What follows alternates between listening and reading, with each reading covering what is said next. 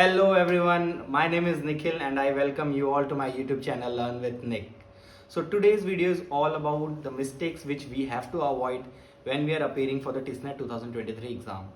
So मैंने कुछ mistakes जो बहुत ही ज़्यादा common होती हैं वो मैंने identify कर रखी हैं और इन mistakes को आप avoid करोगे तो आप TISNET में अच्छा स्कोर कर सकते हो. सो सबसे पहली जो मिस्टेक है जो सबसे ज़्यादा क्रिटिकल मुझे लगती है वो है नॉट अटेम्प्टिंग या फिर not analysing previous year papers. ठीक है, तो यार मैंने अपने सारे वीडियोस में बहुत बार इटरेट किया है कि पिछले 5 साल के जो टिस्नेट के पेपर्स आए हैं आपको उन्हें एनालाइज करना है, उन्हें अटेम्प्ट करना है. ठीक है, तो इस चीज़ का ध्यान रखना कि बहुत सारे स्टूडेंट्स को ये वाला पार्ट जो है काफ़ी ज़्यादा टायरिंग लगता है या फिर जो पर्टिकुलरली कैट की प्रिपरेशन कर रहे होते हैं उनको कई बार टिस्नेट के मॉक्स देना रिलेटिवली उतना एक्साइटिंग नहीं लगता.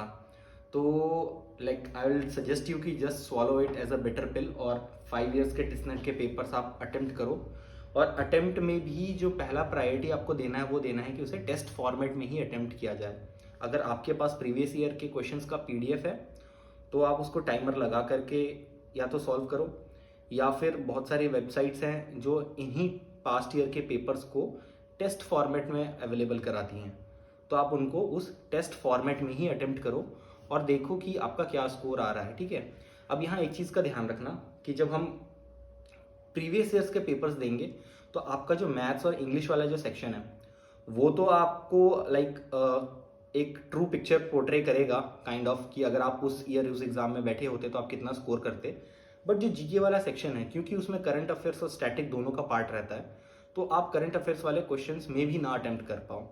तो अगर आपको जो एनालिसिस निकालना है वो आप मोस्टली निकालोगे मैथमेटिक्स वाले पार्ट का, इंग्लिश वाले पार्ट का और करंट अफेयर्स में भी स्टैटिक जीके वाले पार्ट का. ठीक है, तो लेट्स से कि आपने कोई मॉक टेस्ट दिया 100 मार्क्स का एंड उसमें आप मैथ्स में स्कोर कर रहे थे 27, इंग्लिश में स्कोर कर रहे थे 26.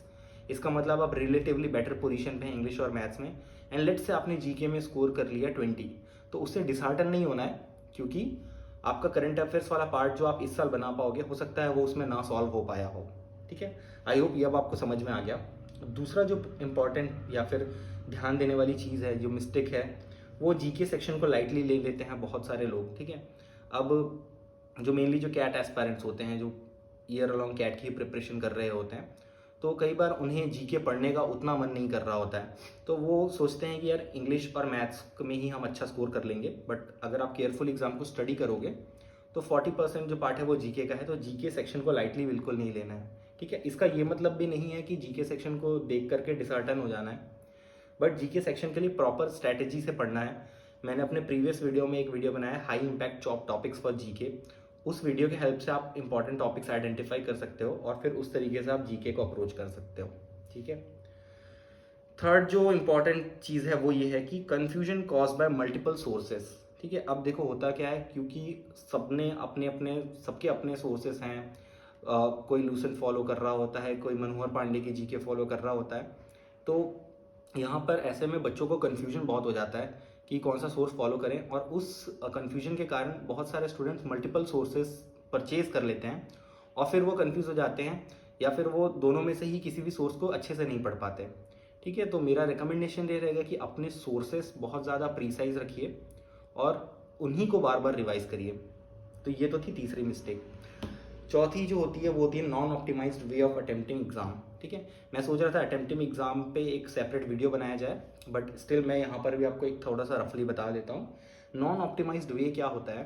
ठीक है, अब जो टिस्नेट का जो पैटर्न होता है मोस्टली अगर आप एक कैट एस्पायरेंट हो तो आपको कई बार मैथ्स और इंग्लिश बहुत ईजी लगता है ना. तो उसमें होता क्या है कि आप सोचते हो कि आपको मैथ्स पूरे में पूरे सही करने हैं, इंग्लिश पूरे में पूरे सही करने हैं, जो कि होना भी चाहिए. बट क्योंकि ये माइंडसेट पहले से ही होता है कि मैथ्स पूरा सही होना चाहिए तो हम कई बार वो जो ऑप्टिमाइज्ड वे होता है कि हमें जो इजी क्वेश्चंस हैं उन्हें सबसे पहले सॉल्व करने हैं फिर टफर वंस पे जाना है, वो वाला माइंडसेट कहीं ना कहीं लूज हो जाता है. तो आपको वो लूज नहीं करना है, आपको इस स्ट्रैटेजी पे ही वर्क करना है कि सबसे पहले आप इजी क्वेश्चंस आइडेंटिफाई करके उनको जितना जल्दी हो सके कंप्लीट कर लीजिए. उसके बाद ऐसे क्वेश्चंस जो थोड़े टाइम टेकिंग है आप उस पर फॉरवर्ड जाइए. ठीक है, अब इसमें एक मुझे अपनी प्रिपरेशन के समय में एक डाउट आता था कि हमें कैसे पता चलेगा कि कौन से क्वेश्चंस इजी हैं और जल्दी हो जाएंगे और कौन से नहीं होंगे, क्योंकि क्वेश्चंस देख के हो सकता है लगे इजी है, फिर थोड़ा सॉल्व करने जाए आगे जाके तो हो सकता है टफ लग जाए, ठीक है। तो ये चीज़ का जो स्टैंडर्ड आंसर है या फिर इसका जो सॉल्यूशन है वो यही है कि जितने ज़्यादा आप क्वेश्चंस प्रैक्टिस करते जाएंगे, आपको क्वेश्चंस देख के उसकी जो इंट्यूशन स्किल्स है कि वो कितना टाइम लेने वाला है या फिर वो कितना कॉम्प्लेक्स हो सकता है आगे जाके, ये स्किल्स आपकी बढ़ती जाएगी। तो आप जितने ज़्यादा क्वेश्चंस प्रैक्टिस करोगे, ये वाली स्किल आपकी उतनी ही ज़्यादा इंप्रूव होती जाएगी, जो कि आपको at the end exam day पे हेल्प करेगी। ये तो था चौथा पॉइंट। पांचवा जो पॉइंट है वो है लैक ऑफ रिवीजन। ये अगेन बहुत सारे स्टूडेंट्स फेस करते हैं लैक ऑफ रिवीजन वाला पार्ट, क्योंकि जो जीके वाला पार्ट है, जनरल अवेयरनेस है, इनहेरेंटली काफ़ी ज़्यादा बोरिंग सा फील होता है। पर्टिकुलरली मेजॉरिटी अगर जो इंजीनियरिंग बैकग्राउंड से हैं उन्हें ये जीके वाला पार्ट उतना ज़्यादा एक्साइट नहीं करता, ठीक है। तो अगर आपको जीके एक्साइट कर रहा है तब आपके लिए रिलेटिवली ये सेक्शन ईजी हो जाएगा, बट अगर नहीं कर रहा है तो आपको रिविजन करने में थोड़ी प्रॉब्लम आती है या फिर मन नहीं करता।